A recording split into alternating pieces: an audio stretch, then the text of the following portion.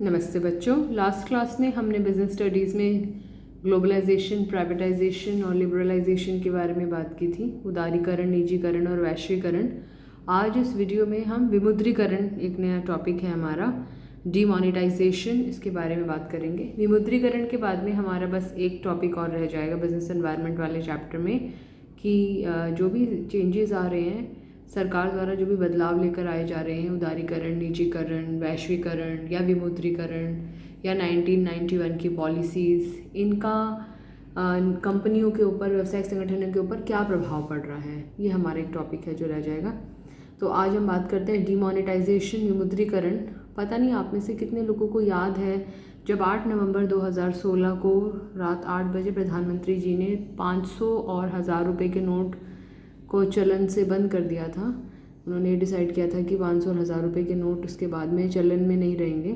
तो चलन में ना रहने की जो प्रक्रिया होती है उसे विमुद्रीकरण कहा जाता है, यानी कि जो उसको कानूनी मान्यता प्राप्त थी उस मान्यता को समाप्त करना डीमोनेटाइजेशन या विमुद्रीकरण कहलाता है। वो तो सब हमने डिस्कस की, आपस की बातें हुई, लेकिन वास्तव में सरकार का क्या उद्देश्य था उस समय विमुद्रीकरण का, और क्या वो उद्देश्य पूरा हुआ या नहीं हुआ, और विमुद्रीकरण से क्या प्रभाव पड़े, ये सब चीज़ें हम इस टॉपिक में डिस्कस करेंगे। तो ये परिभाषा नोट कर लीजिएगा। विमुद्रीकरण का मतलब क्या है? मुद्रा की विधि मान्यता, विधि मतलब कानूनी मान्यता, तो मुद्रा की विधि मान्यता को समाप्त करना, विधि मान्यता मतलब कानूनी मान्यता को समाप्त करना विमुद्रीकरण कहलाता है। ये परिभाषा नोट कर लेंगे। मुद्रा की विधि मान्यता को समाप्त करना विमुद्रीकरण कहलाता है। सेकेंड पॉइंट, भारत सरकार ने 8 नवंबर 2016 को 500 रुपये तथा 1000 रुपये के नोटों को विमुद्रित किया था। ये हमें पता होना चाहिए कौन कौन सी करेंसीज है। इससे पहले एक बार और सरकार ऐसा कर चुकी है, वे बैक काफ़ी पहले, सन तो मुझे फ़िलहाल अभी याद नहीं है। तो 8 नवंबर 2016 को ये दूसरी बार विमुद्रीकरण हुआ था। 500 रुपये और 1000 रुपये के नोटों को बंद किया गया था। और ये जो 500 और 1000 रुपये के नोट थे, तो जितनी हमारी अर्थव्यवस्था में जो करेंसी है, जो मुद्रा है, उसका 86% भाग था।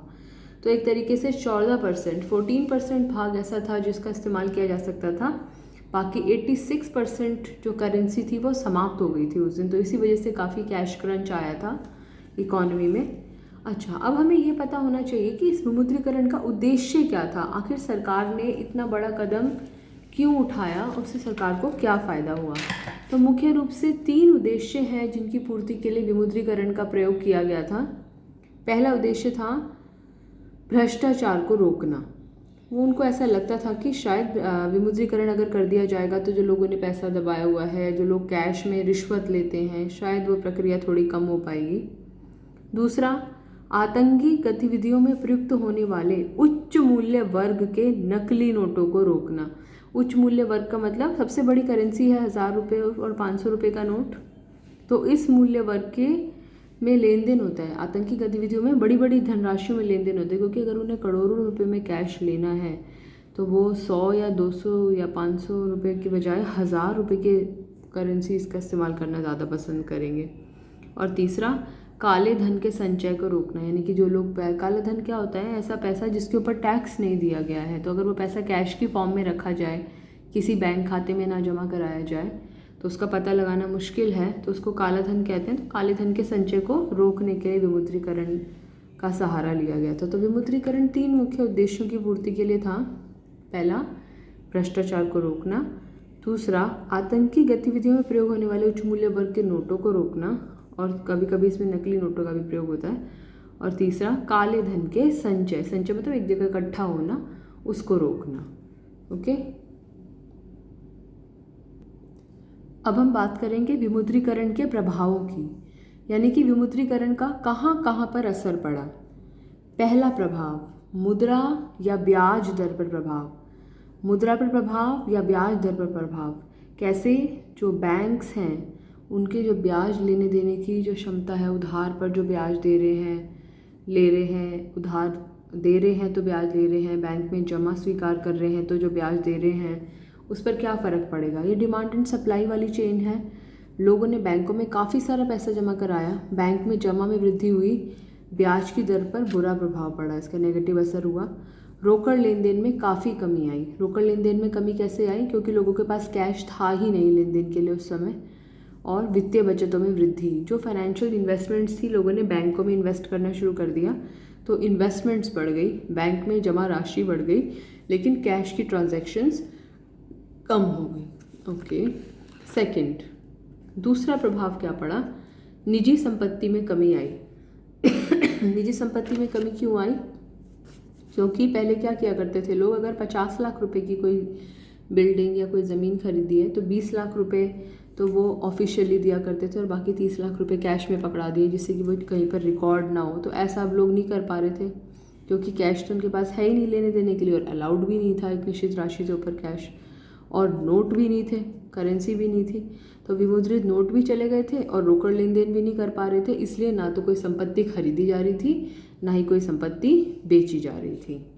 तो ब्याज दर में प्रभाव पड़ा, निजी संपत्तियों पर प्रभाव पड़ा।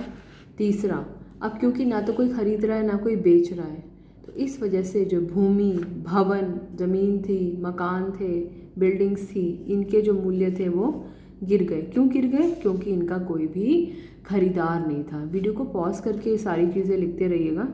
तो 3 प्रभाव पड़े अभी तक हमने विमुद्रीकरण के। पहला प्रभाव, ब्याज दर पर प्रभाव पड़ा, बैंकों में जमा राशि बढ़ गई, बैंकों में बचत का पैसा बढ़ गया, कैश की लेन देन के लिए कोई पैसा नहीं बचा, ब्याज जो है वो घटा।